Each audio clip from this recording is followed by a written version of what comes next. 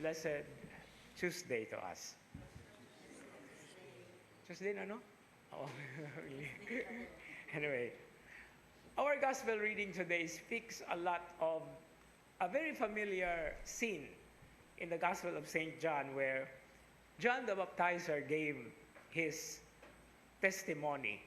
And we are familiar with this since we have been reading this for quite some time, or a number of times already.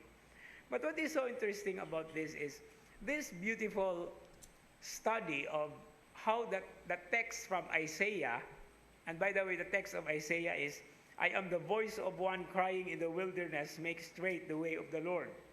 So this is being quoted in the Gospels, meaning to say in Matthew, Mark, Luke, and John, in order to give a personality to the voice. Because the original text from Isaiah, the voice has no name. The voice has no personality. It can be any other person's voice. Because how it was written there is, I am the voice of one crying out, comma. No? And then after the comma is the message. In the wilderness, make straight or prepare the way of the Lord. So in that particular context, we say, whose voice is that? We would say anyone's voice.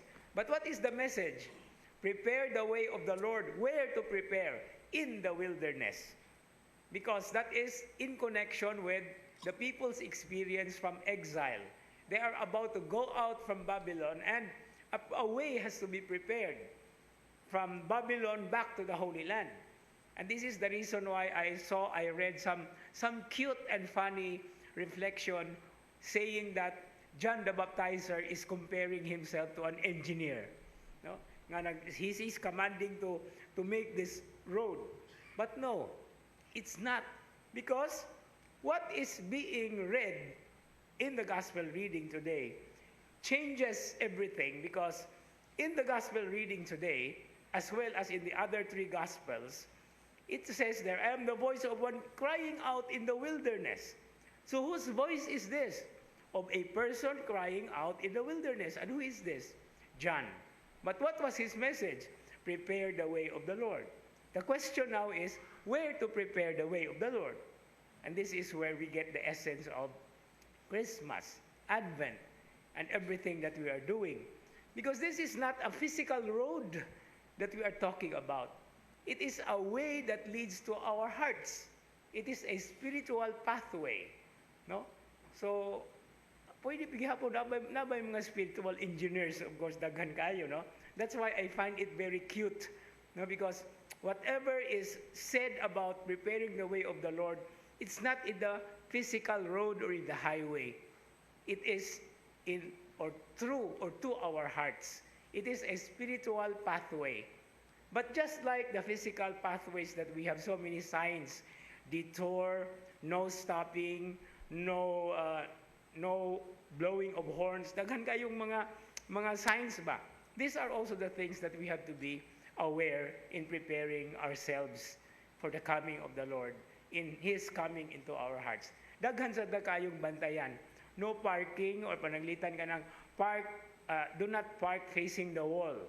Lakaw ragod mo sa mga malls. Do not park facing the wall. Sus, daghan kaayo, may lagna siguro usa ka buka nangintuman, no? Muna, that is what we lack in our preparations in our lives.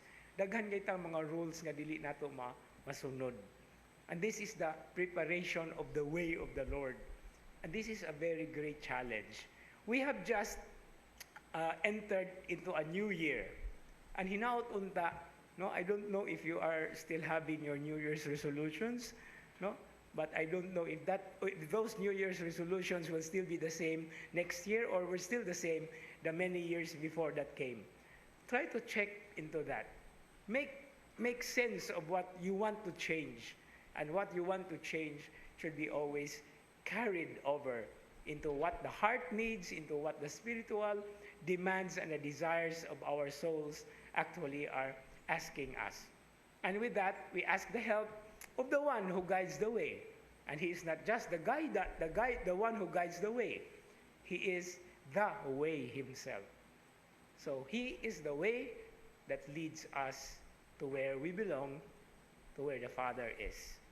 He is the best engineer in town, in the world, in our lives. Amen.